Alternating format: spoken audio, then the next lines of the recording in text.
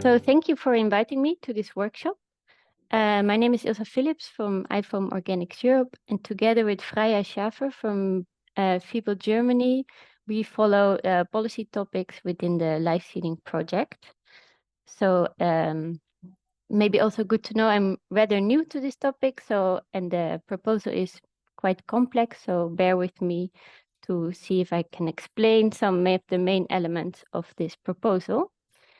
So here you can see how it's presented on the Commission's website. So I will go through the scope of the proposal, also the two routes to the access to the market, so the main route and the 3 derogations, and some next steps. And as you can see in the derogations, there is also the heterogeneous material, not organic heterogeneous material, but heterogeneous material. And there's also a link in this slide if you want to go to the proposal. Some objectives, as stated by the Commission, are to ensure quality and diversity of choice of plant reproductive material, its availability, equal conditions for the competition. I mean, it's quite a long list. You can read for yourself, but I think mainly is to make it more simple. As you can see here, it's 12 directives, and they want to make it into one regulation, accepting, so most of the directives will be into the regulation, except the one on ornamentals and a separate proposal for the forest material. So for the scope, which is described in Article 1, 2, and 3, is that all PRM, including seedlings and rootstocks, are inside the scope, and they're listed in the annex. Also, the Commission can have delegated acts to amend Annex 1, might be important to know.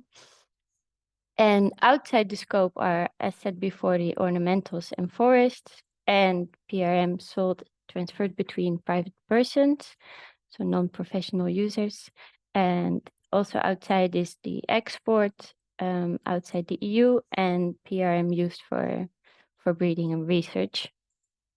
Also important to know is that the maintenance of the 2 pillars of variety registration and seed lot certification remain, with pre-marketing registration with mandatory variety registration, which is GUS and VSU, and operator registration. Then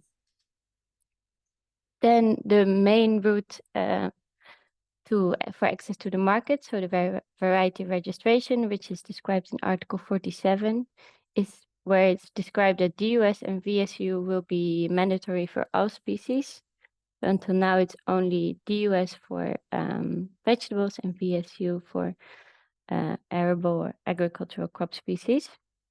So that's a big difference. Also, GMOs and category 2 NGTs, proof of authorization is mandatory, but for category 1 NGTs, a declaration is sufficient.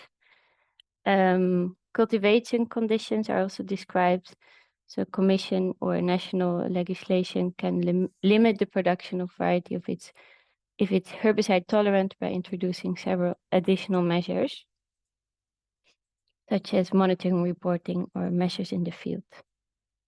So for the variety registers, there will be also establishment of national variety register as described in Article 44, where every country must have a single national variety register for all regulated genera and species, except for hybrid parent line and heterogeneous material.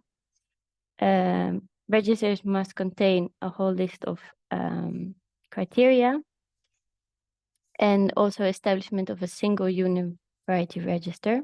It creates an EU market for all genera and species with a common database.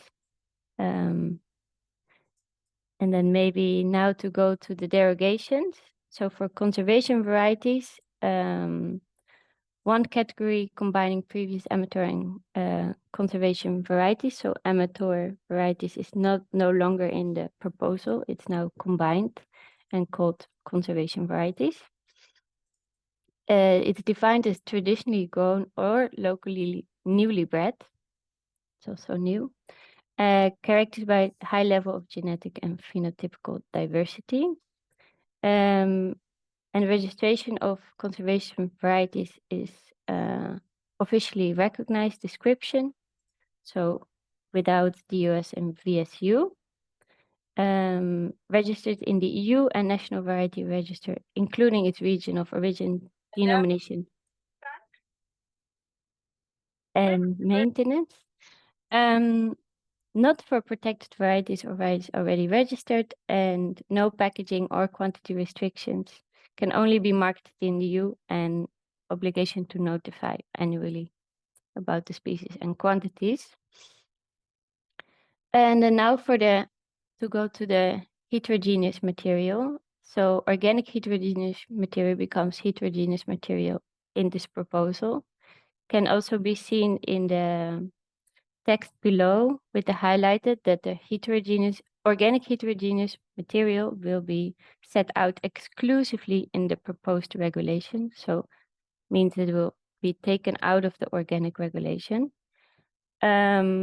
In the proposal, it has the same criteria and rules as the organic regulation. The notification procedure is described in Annex 6, and delegated act can be amended. There will be a dedicated heterogeneous material register, and competent authorities must inform the Commission. Annual notification of the HM production and mandatory traceability and record keeping.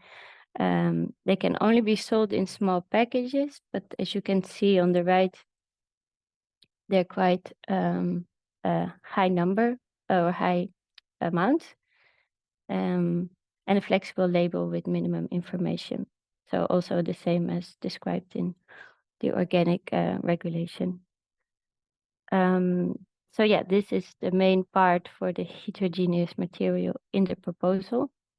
Then you have the last derogation, which is sale to final users, and also seed exchange in kind between farmers, which allows exchange of seeds and PRM without monetary compensation.